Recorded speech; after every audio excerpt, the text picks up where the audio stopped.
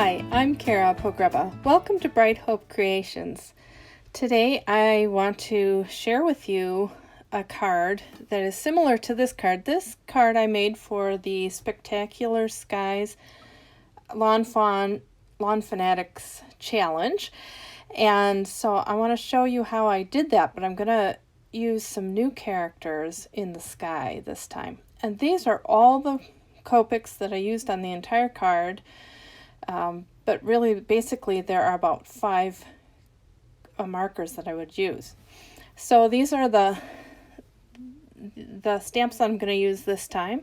So from Dad and Me, the bear, Hey There, You Are Sublime, Peacock Before and Afters, Seahorsin Around, So Jelly, and On the Beach, using that little bear. So I'm just going to position them where I want them in the Misty. And I'm positioning them so that they have these contours that they would nicely go together as clouds. So I'm going to put that down, and I want to show you something about second generation stamping that I found for no line coloring. So I am using Memento Summer Sky for this, and I'm just inking them up as normal, and I'm going to shut the door and press firmly the way I normally would when I'm stamping something. And there you go. It's a nice stamping. And then for my second generation, when I press that down, I get nothing. So the way I do it is I gently pat it down the first time on some scrap paper. And then when I press it down again, I get a nice coverage for no line stamping. I can see the lines. You might not see them so well here, but I'm going to show you some of the techniques using the one that has the first generation, the one above, just to show you how I do it. So I'm going to connect the images using the Hillside border, it's the pop-up border, but let me show you on this one with the ink that you can see. So I just find ways to connect the bumps on the characters with bumps on the clouds, and I mark that out in pencil, and then I will go back, and yeah, there you could see with his little belly, I'm trying to match that up and bring out some of the bumps. But after I have these all figured out, then I'm going above my pencil line with the B quadruple 0. And if I went on the pencil line, I would not be able to erase the pencil marks. So instead I go right above the line, and then I erase the pencil marks. And I show you this on the one that you can see well, but then I will transfer it over to the one that has the second generation ink.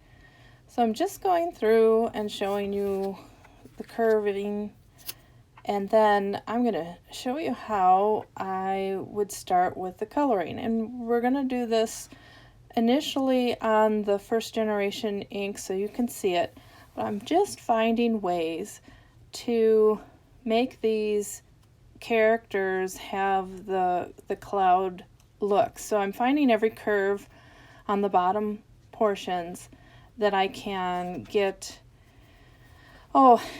just to kind of look like clouds. Now here I'm doing it on the second generation inking, and it really kind of looks more like I'm putting in the bottom parts of the clouds, even though these are the same characters, the same images, but they kind of just look more like clouds this way. So I'm finding all of these. I'm just mapping things out, really. How am I going to make these characters look more like clouds and yet not lose the features of the characters. So I just take my time and figure out how I want to give them that look of clouds. And here you can see I'm wanting the feet on the sheep to show up, the eyes and mouths. I'm trying to get those details so that I don't lose them. But it's just kind of mapping out at this point. And now I also want to get the bottom of clouds that aren't characters so that it kind of connects the two together. Although one thing that I had to really kind of work on was not having these rows of clouds that just went straight across. So I'm trying to feel how I can make the clouds a little looser in the sky so that there's the bottoms of the clouds are not just in a line, so to speak. But there you can see too, I'm just coming in and trying to give a little bit of detail in there where they are. And this is with the RV 000. Now I'm coming in with the V 000, and I'm going to define those just a little bit more. And my formula for the base of the clouds is to go in with the RV 000 and kind of figure out where things are. Then come over that with the V 000. And then eventually, as I kind of finish things off, I will use the BV, the blue violet 000. And then blend that out with the V 000 and then the RV 000. And that's the way I approach the characters from the bottom. And then the way I approach them from the top is with the blue, the B quadruple 0 and 000. So here we're starting to get more of those little details on the bottoms and just working my way around it. So now I'm coming up at the top and I'm taking those lines that I put in with the just the pencil lines that I drew in and erased, and I'm just flaring it out from there a little bit. So here they are. This is the one that was completed on the left and the one I'm working on the right. And I'm just going to focus on this jellyfish and the bear next to him for this video. Otherwise it would be quite long. But I'm coming in. This is the violet, the V 000. And just giving more definition, curving those lines. Now that I know where they are, I just kind of play with them a little bit more. And this is that BV 000.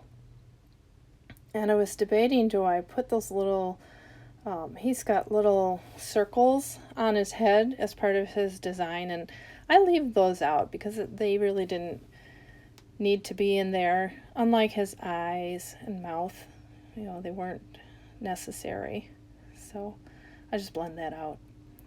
But one thing with these clouds, once I have the basic shapes, and here I am blending it out, and this is what I was saying, BV 000 to the V 000, and blend that out, and then you see I go to the RV 000 and blend that out some more. And I like to focus on one character at a time. Sometimes I go back and forth, but mainly just focusing on each character. Here is one of the things that helps with the cloud look is to find the negative space, the space around the image, and fill that in. That kind of pops out the image a little bit more. So I really use that a a lot. Take advantage of where it can be darker around the image instead of on the image. And then trying to keep it consistent so that the clouds look like they belong together.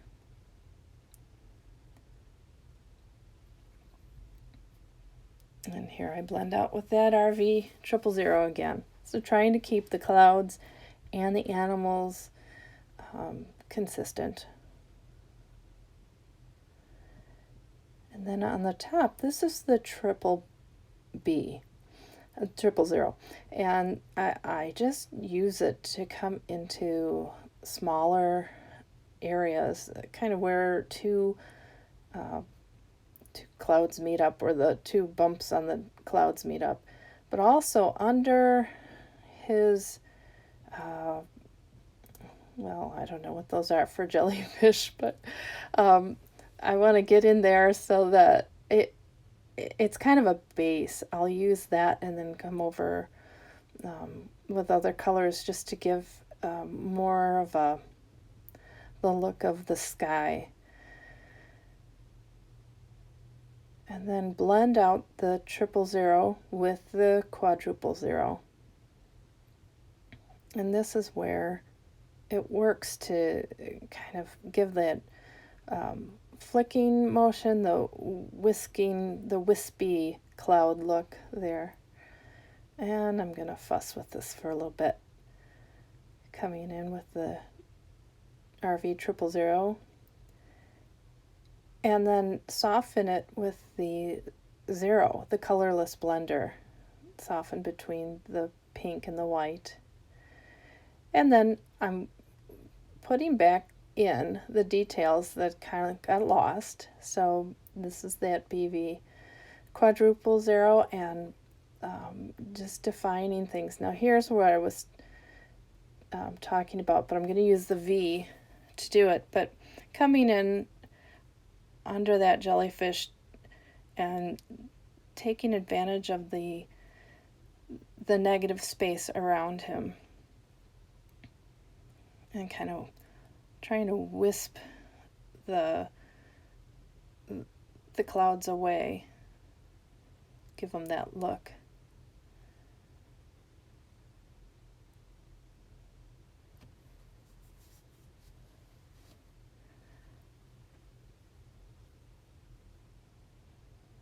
So I used the V and now the RV.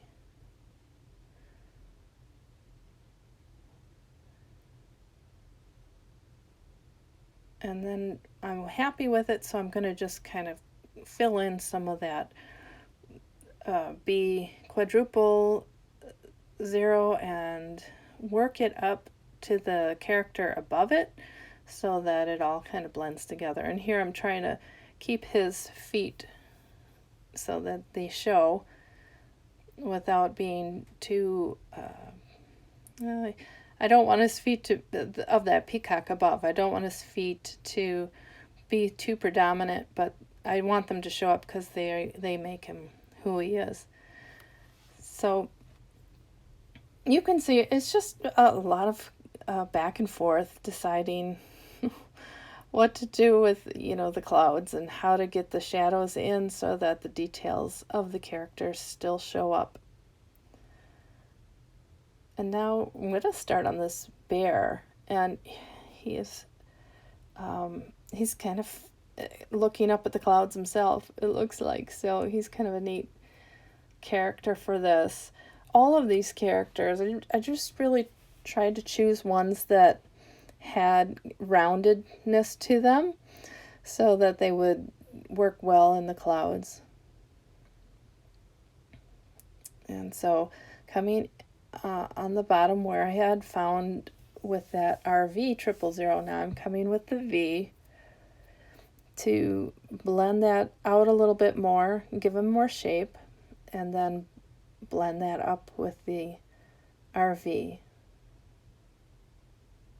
So you can see he's coming to life there.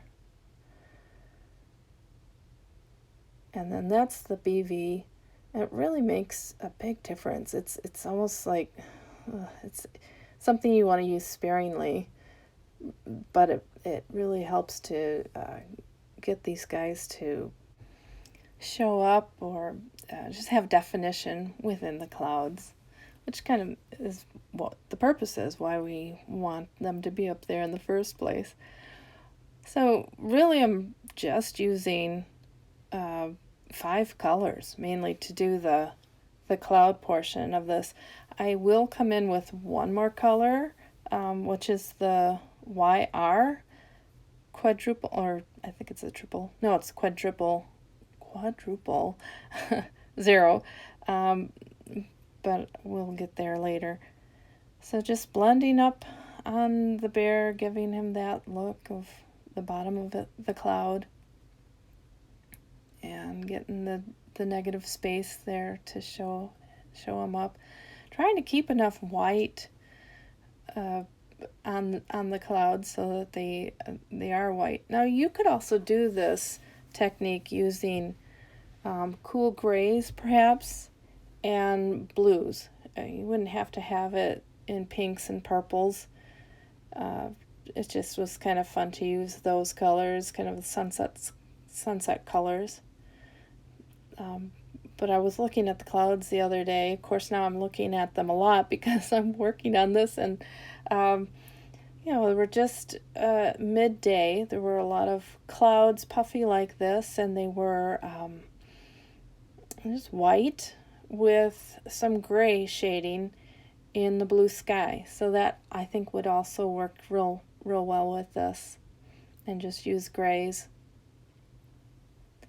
You could also just choose one character or maybe 3 characters to put up in your sky. I have 7 characters in the sky, but you wouldn't have to do all of that either, or just have a smaller sky that you're working on, just for fun. It took me about 3 different tries before I liked the kind of the formula that I used to do this one on that first card. So I had some fails, and that ended up in the garbage. But I think you just kind of find what works for you and what colors blend well, what you want it to look like. So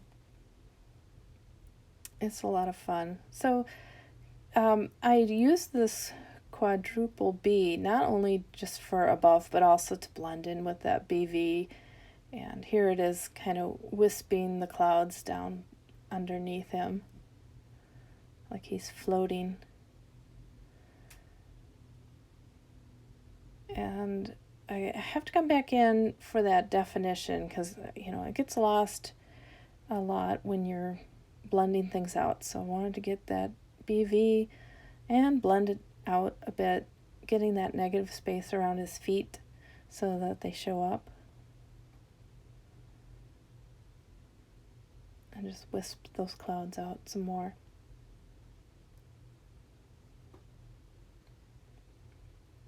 And then coming back in and getting the bottom of the other clouds to kind of blend in, to look like they're part of the characters, or that they just naturally move together. Using that same formula, there's that BV 000 to the V 000, and there it is, RV 000. So there we go. And that's the formula. That's kind of what I used everywhere. And that's what helped too, was to kind of come up with a plan so that there was consistency within the entire, all the clouds. Because otherwise they would get, if I didn't have that, then, one area of the picture could look so different than the other ones. So just trying to keep some consistency to see what worked, and then keep with that throughout.